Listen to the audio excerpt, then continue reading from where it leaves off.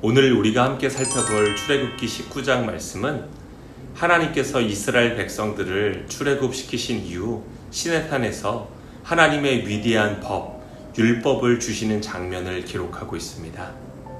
한 나라나 민족이 새로운 법을 제정한다는 것은 아주 큰 의미를 담고 있는데요. 미국이 영국으로부터 독립하였을 때에, 또 대한민국이 일제 억압으로부터 독립하였을 때에 가장 먼저 한 일은 의회를 소집하여 새로운 법을 만드는 일이었습니다. 그 법에는 한 나라의 가치와 이상을 담고 있기 때문입니다. 한 나라의 정체성이 바로 그 법이라고 말할 수 있습니다. 요셉의 초대 이후 무려 400년간이나 이집트에서 종살이했던 이스라엘 백성들에게 익숙한 것은 이집트의 법이었습니다. 이집트의 법은 이스라엘 백성들을 위한 법이 아니라 이집트 사람들이 이스라엘 백성들을 억압하고 착취하는 법, 또 그들의 인구가 늘어난다라고 하여 그 아들들을 빼앗아 목숨을 빼앗는 눈물의 법, 아픔의 법, 상처의 법, 노예의 법이었습니다. 그 법 아래 있었던 이스라엘 백성들에게 하나님께서는 새로운 법을 주시며 이렇게 약속하십니다. 출애굽기 19장 4절의 말씀입니다. 내가 애굽 사람에게 어떻게 행하였음과 내가 어떻게 독수리 날개로 너희를 업어 내게로 인도하였음을 너희가 보았느니라. 하나님께서는 가장 먼저 하나님의 큰 기적과 능력으로 절대로 무너질 것 같지 않았던 이집트의 소나기로부터 그들을 구원하였는지를 기억해야 한다 말씀하시며 그 모든 출애굽의 여정이 독수리 날개로 업어 그들을 인도하였다 말씀하십니다. 독수리가 어떤 새입니까? 독수리는 1m가 넘는 대형 조류로서 하늘에서는 적수가 없는 절대 강자입니다. 세상에 어떤 새가 감히 독수리와 맞서 싸워 이길 수 있었겠습니까? 하나님의 인도하심은 바로 이 독수리가 모든 새의 왕이듯 천지를 지으시고 대적이 없으신 천하의 왕 되신 하나님께서 너희를 친히 사랑으로 업어 내게로 인도하였다 약속하시는 것입니다. 우리에게 이 약속을 주시며 한 가지를 명령하시는데 그 명령이 무엇인지 출애굽기 19장 5절 말씀을 통하여서 확인해 보도록 하겠습니다. 세계가 다 내게 속하였나니 너희가 내 말을 잘 듣고 내 언약을 지키면 너희는 모든 민족 중에서 내 소유가 되겠고, 이미 너희가 다 내게 속하였으니 너희는 나의 말을 잘 듣고 언약을 지키라는 명령입니다.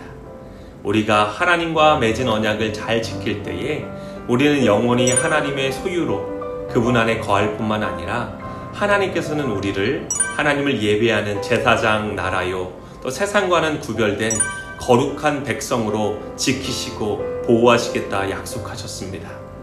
우리가 큰 은사와 능력을 가지고 하나님께 무엇을 해드릴 때만 하나님께서는 우리를 백성 삼으시는 것이 아니라 우리가 조금은 연약하고 부족할지라도 우리가 하나님의 말씀을 잘 청종하고 그 말씀을 지키기 위해 노력할 때 그 언약 앞에 우리가 신실하고 진실하게 살아갈 때에 우리를 하나님의 영원한 소유로, 그리고 제사장 나라로 구별된 백성으로 우리를 그렇게 거룩하게 여기신다라는 하나님의 약속입니다.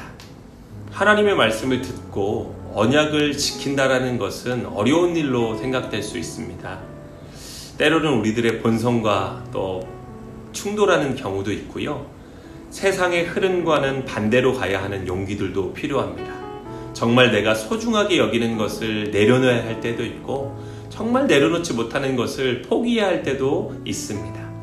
그러나 그럼에도 불구하고 어떤 사람들이 하나님의 말씀을 순종할 수 있는가? 그것은 바로 나의 정체성을 확인하는 것입니다. 나는 이집트에 속한 사람, 세상에 속한 사람이 아니라 그리스도 예수의 보혈로 하나님의 독수리 날개로 업어 나의 소속이 이제는 하나님의 나라, 하나님의 시민권을 가진 사람으로 하나님께 속하였음을 믿는 것입니다.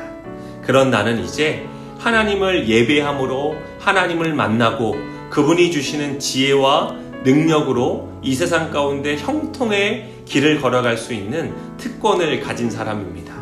시냇가에 심은 나무가 철을 따라 열매를 맺은과 같이 하늘의 풍성한 열매들이 나의 인생 가운데 가득할 것이며, 나는 죄악 가운데 그 죄악의 유혹에 빠져서 그 즐거움을 누리는 것이 아니라 거룩하게 구별된 백성으로서 하나님께서 주시는 그 기름 부으심과 하늘의 기쁨을 누리는 구별된 존재로 살아가야 되는 그 특권을, 그 축복을 우리가 알고 맛볼 때에 우리는 하나님의 말씀을 듣고 그의 율법을 즐거워하며 주야로 그 말씀을 묵상하고 말씀의 길을 걸어감으로 또 형통의 삶을, 우리 가운데 기쁨의 삶을 살아갈 수 있습니다. 각각의 가정마다 여러 가지 목표들이 있으실 것입니다. 수험생을 앞두고 있는 집에서는 그 수험생이 꼭 시험에 합격하고 또 좋은 곳에 들어가는 것을 목표로 하고 있을 것이고, 또 큰 집에 사는 것, 또 저마다의 목표를 위해서 우리는 살아가고 있을 것입니다. 하나님의 말씀은요, 그런 것들이 중요하지 않다라는 것이 아닙니다. 그것보다 더 가치 있고 귀중한 것이 있는데, 그것은 바로 하나님께서 우리를 거룩한 나라요, 또 제사장 백성으로 그 가정으로 삼으셨다라는 사실입니다. 그렇기에 우리의 가정은 어떤 곳이 돼야 되는가? 하나님을 예배하는 곳이 돼야 되고 세상과는 구별된 곳이 돼야 됩니다. 하나님께서 또 그렇게 우리가 구별됨으로 하나님을 예배할 때에 그 가정을 기름 부어주시고 주 예수를 믿으라, 그리하면 너와 내 집이 구원을 얻으리라, 하늘의 구원과 또 세상의 형통을 약속하셨다는 사실입니다. 신실하게 약속을 지키시는 하나님, 우리를 날마다 독수리 날개로 업어 인도하시는 그 하나님께 우리의 가정을 맡겨드리며 하나님의 말씀에 순종하는 것이 이 세상을 살아가는 나의 의무이고 또 내가 해야 될 일을 알 때, 또 우리가 말로만 생각으로만이 아니라 우리의 삶으로 하나님의 말씀을 청종하며 순종하며 나아갈 때에 하나님께서는 반드시 우리의 가정을 하나님을 예배하는 가정으로, 거룩하게 구별되어 존귀한 가정으로 우리를 신실하게 지키시고 인도하실 것입니다. 제가 잠시 기도하겠습니다. 신실하게 약속을 지키시는 하나님, 인내와 위로의 하나님께 부족하지만 하나님, 나도 우리의 가정도 하나님께서 맺어주신 언약을 지키며 말씀을 순종하며 살아가고 싶습니다.